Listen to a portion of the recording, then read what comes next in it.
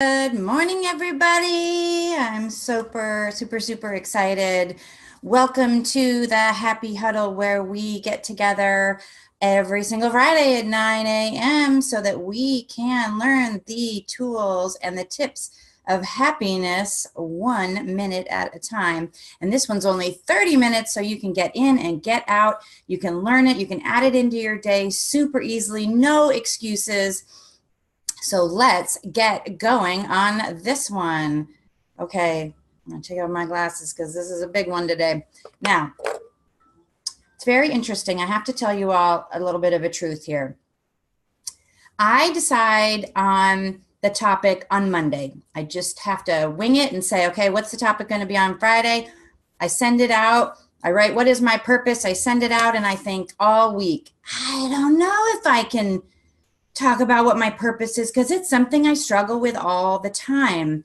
So but I said I was going to do it on Monday, so I was going to do it. So I'm going to walk you through this a little bit. It might be a little bit different, and you may not walk away with what your purpose is in the end, but hopefully you will walk away with something really good.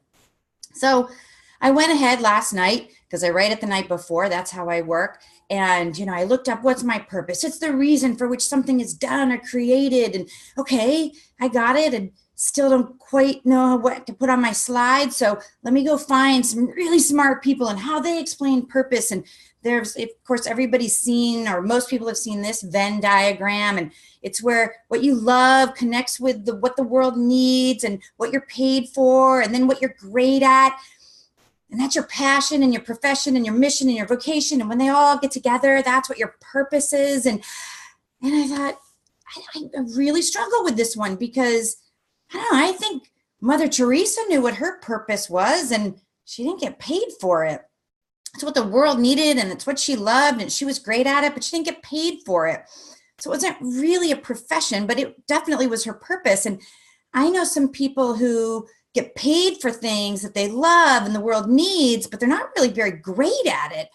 And sometimes it doesn't even matter if you're great at it. It just matters that you're doing it and you're getting better at it.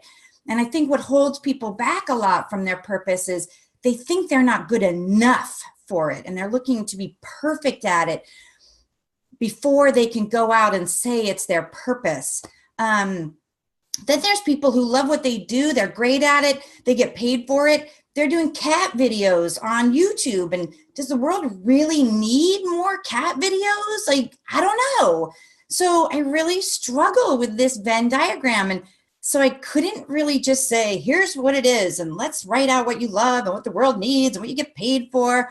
So then I kept looking, and then I found this one, and people are talking about ikigai, which is the Japanese concept of meaning and your reason for being. And of course, that one's sort of the same thing, and what you love and what the world needs and what you get paid for and what's satisfaction and not being useless and delight. And I'm like, oh, this is sort of the same thing. And again, Mother Teresa didn't get paid for it. So I kept looking, and then I came across this one, and oh my gosh, and then there's opportunity for service and growth and struggling and seeking, and I'm like, oh my gosh, this is so overwhelming. And I still have to like make my kids lunch, and I still have to get the laundry done, and I still have to get rid of the negative thoughts in my head, and I still have to figure out if you really can eat too much kale and if that's bad for you. And so I don't know if I can handle figuring out my purpose with all of this. So I really struggled with this. And then I was thinking, okay, well,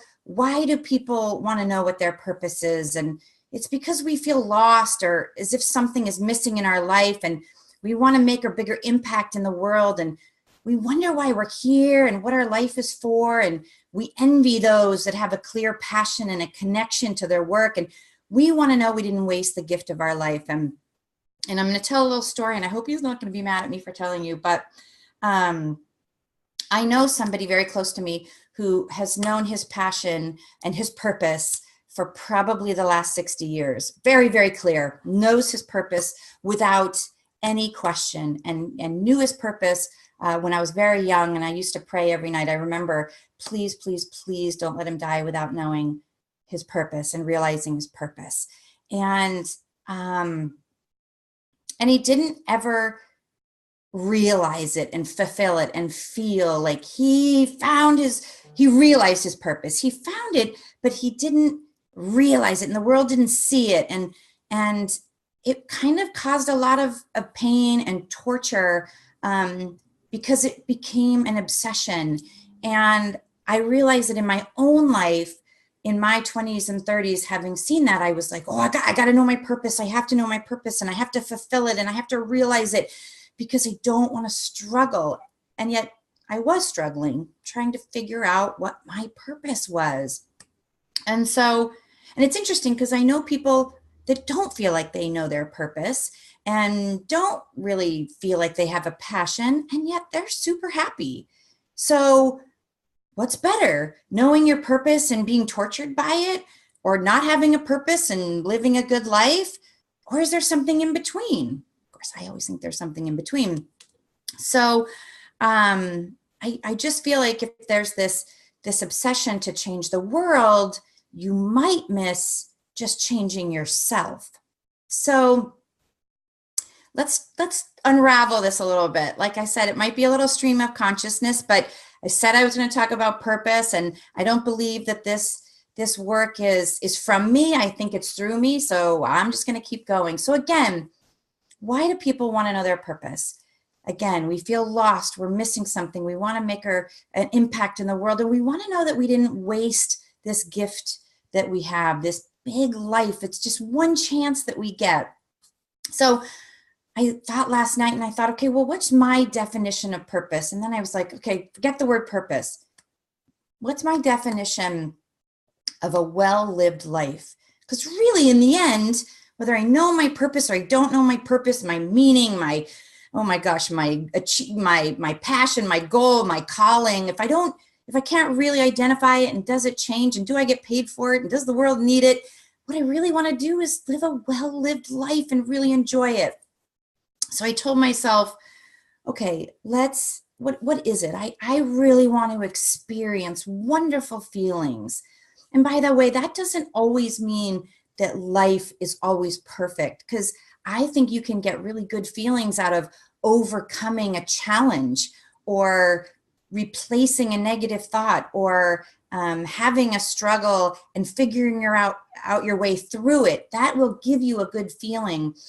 We don't always want everything handed to us super easy. So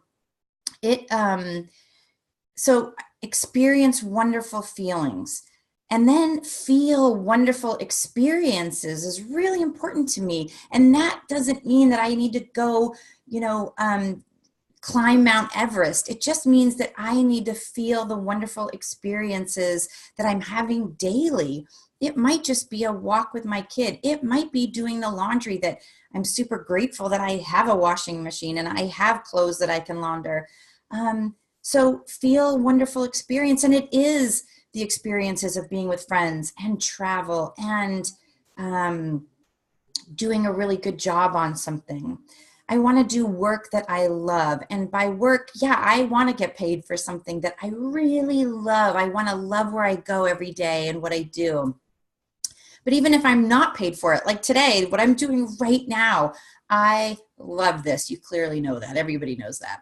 I want to grow. I want to keep learning. I want to keep knowing that I can expand. I can use more than 10% of my brain.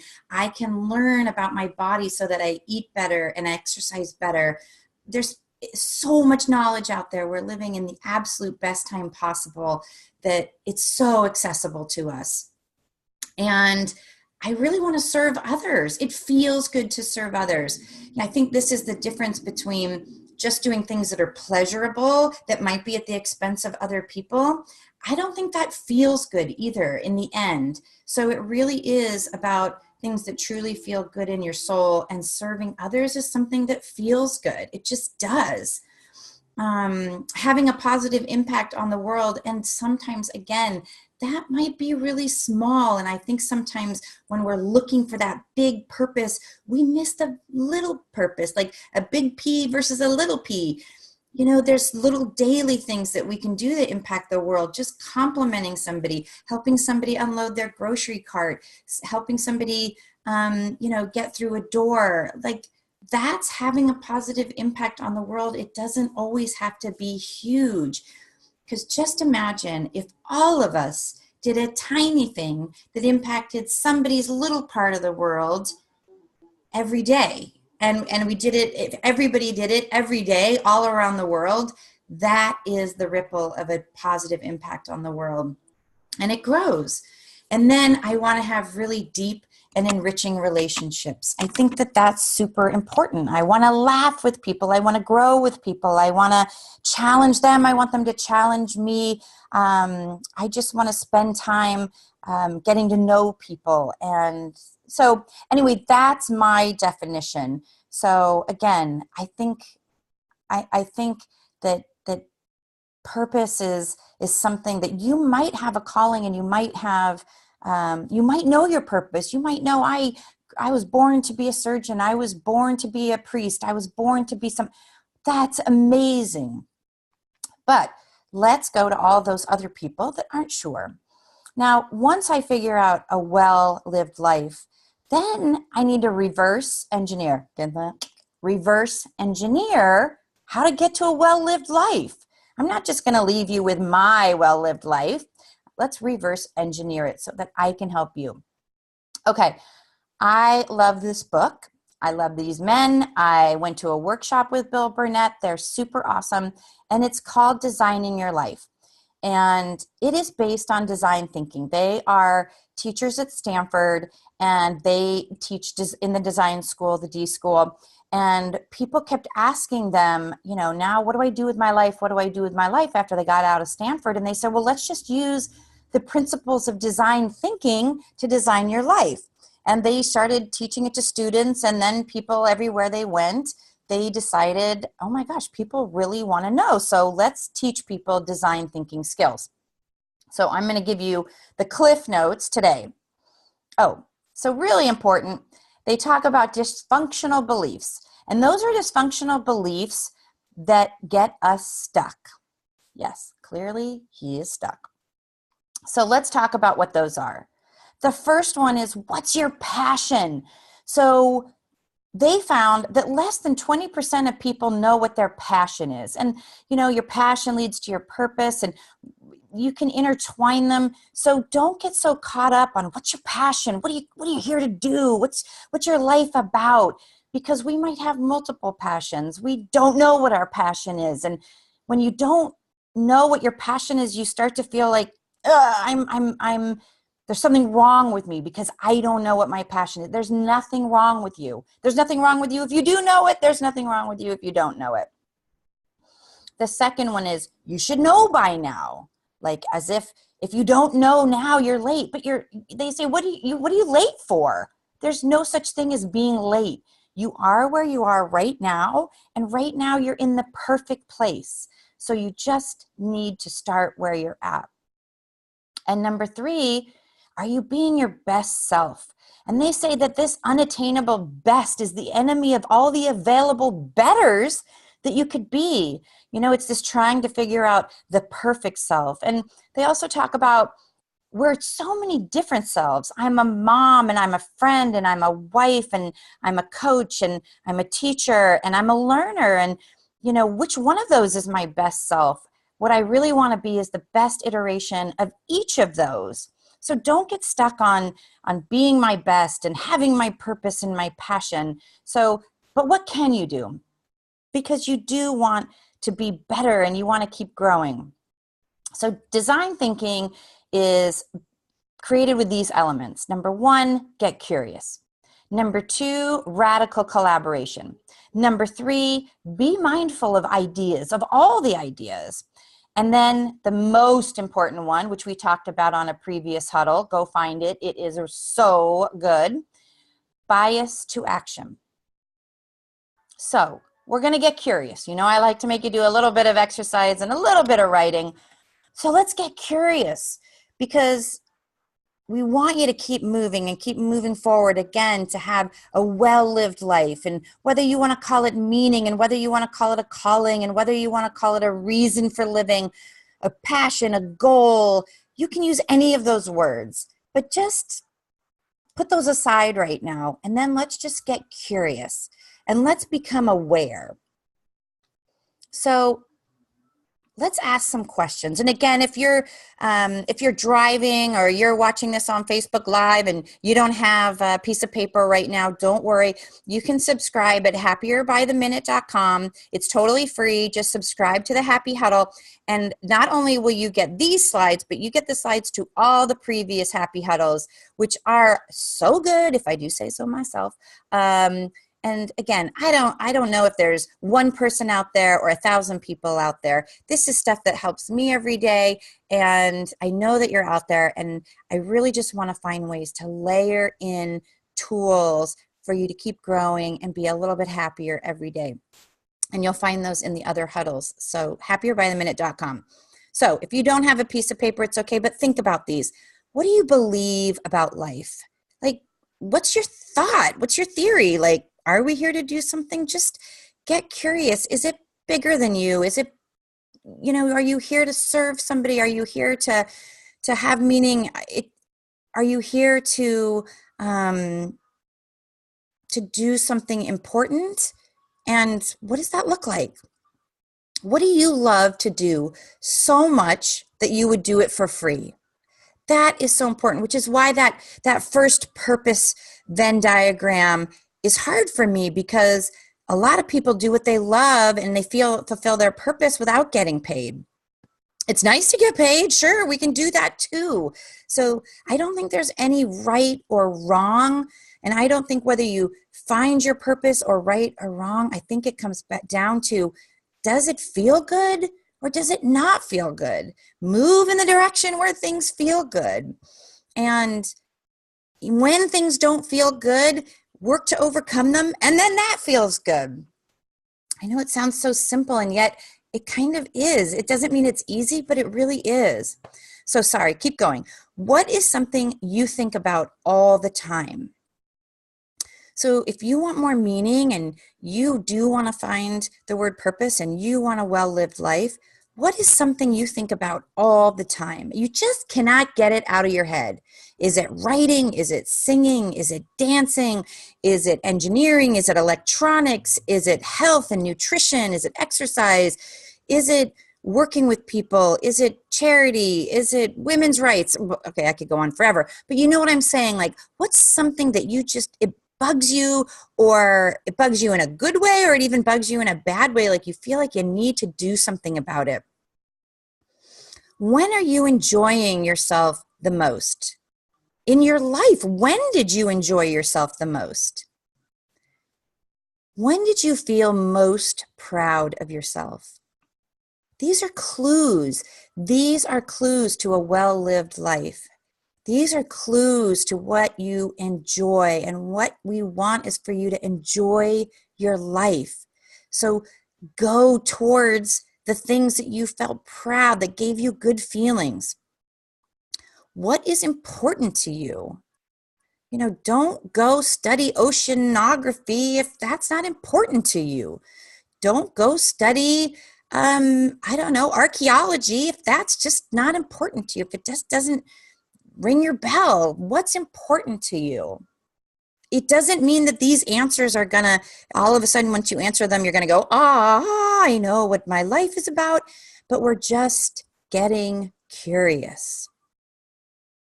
And what is something you're willing to work at? You love so much that you want to get better at. Is it reading, writing? Is it music? Is it engineering? Is it history? Is it parenting? Is it working with kids? What is something that you are willing to work at to get better at? Because sometimes I think we think our purpose or our passion or a well-lived life, it just has to come to us from above, and we have to know what it is, and we have to be born with that skill. Remember, there's a huddle about our growth mindset and our fixed mindset.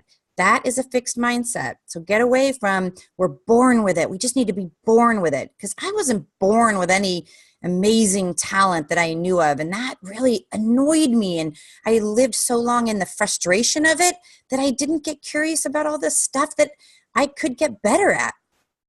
Okay, you got those. You got those questions.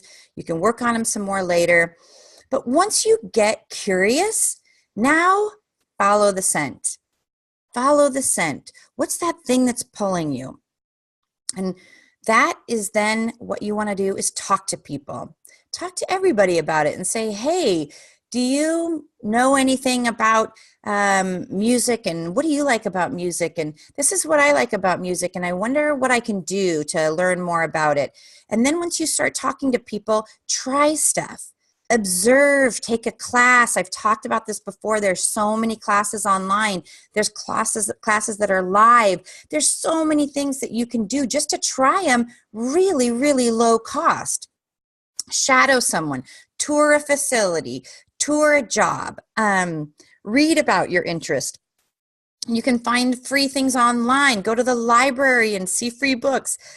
There are YouTube videos about anything that interests you, whether it's from cats to calligraphy. There are YouTube videos. And again, you're following the dots. These are just dots. This isn't the end point. This isn't the full picture. You're just following dots. So just make one little step and just follow it. See if that feels good. See if it moves you to the next thing.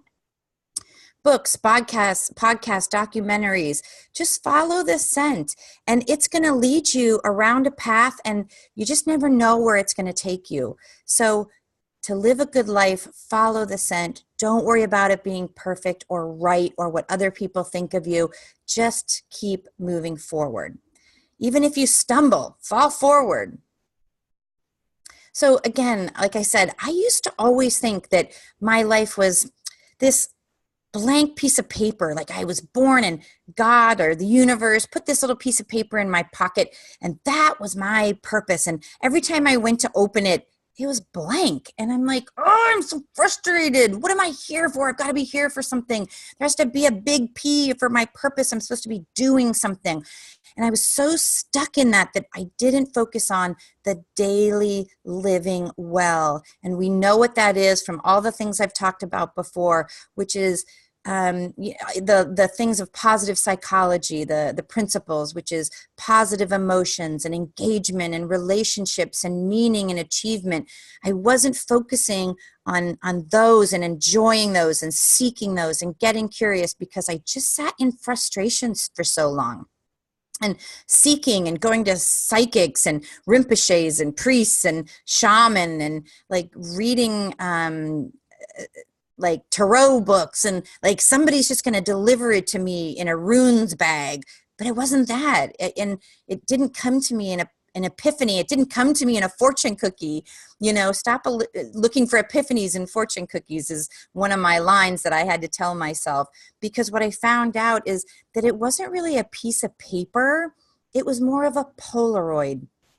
And on that Polaroid, it just had to develop. It just had to become clear, and I needed to shake it a bit, and then it became clear.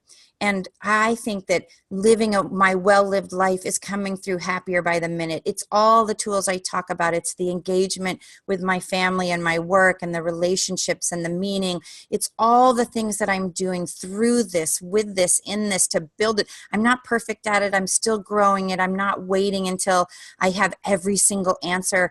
And that's why even when last night I went to put this together, and I'm like, I don't have the right answer for purpose. I just don't have that perfect answer. I said, I'm just going to tell them where I'm at and what I think. And I hope that resonates with some people, and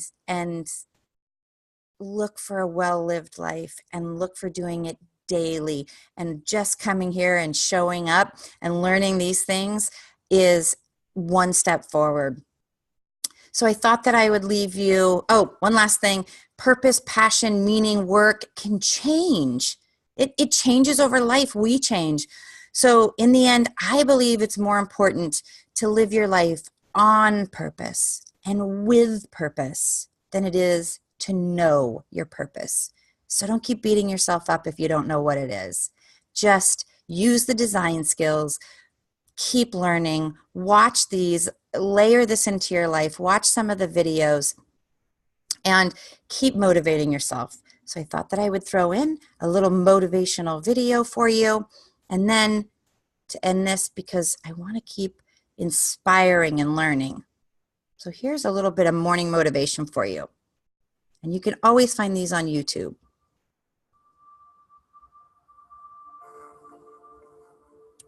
Some of the things that's going to happen when you look out and see what can I contribute to, what can I give, I guarantee you, ladies and gentlemen, you're going to have a voice that's saying, it's just no use. It's out of control now.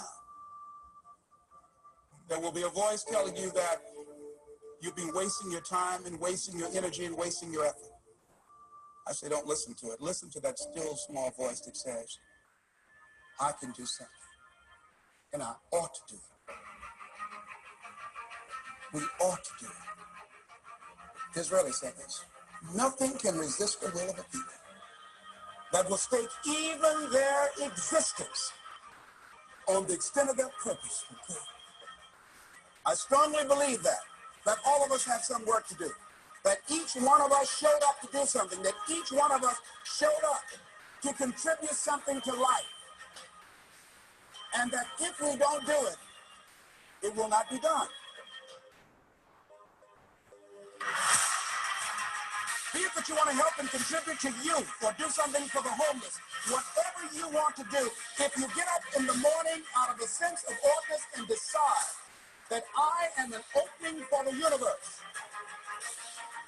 that life can work through and use me as a channel and as an instrument for change.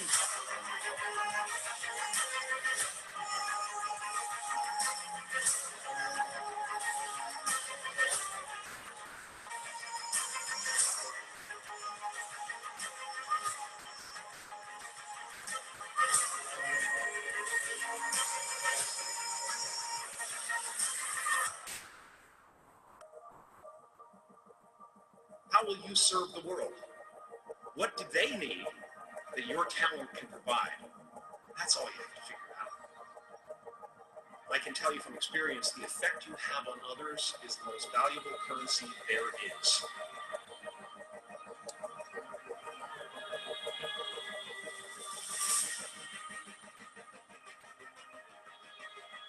You are ready and able to do beautiful things in this world. And after you walk through those doors today, you will only ever have two choices, love or fear. Choose love, and don't ever let fear turn you against your playful heart.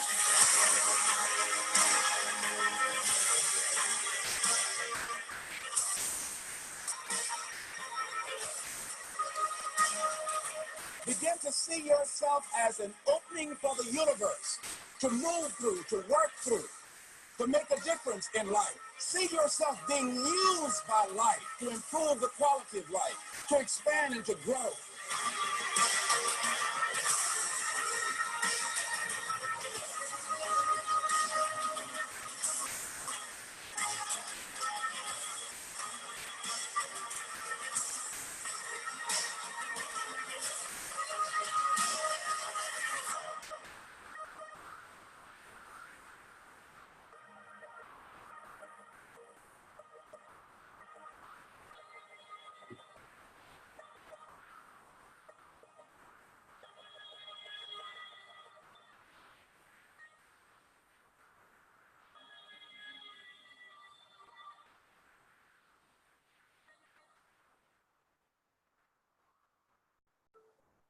Oh, I thought that was so good.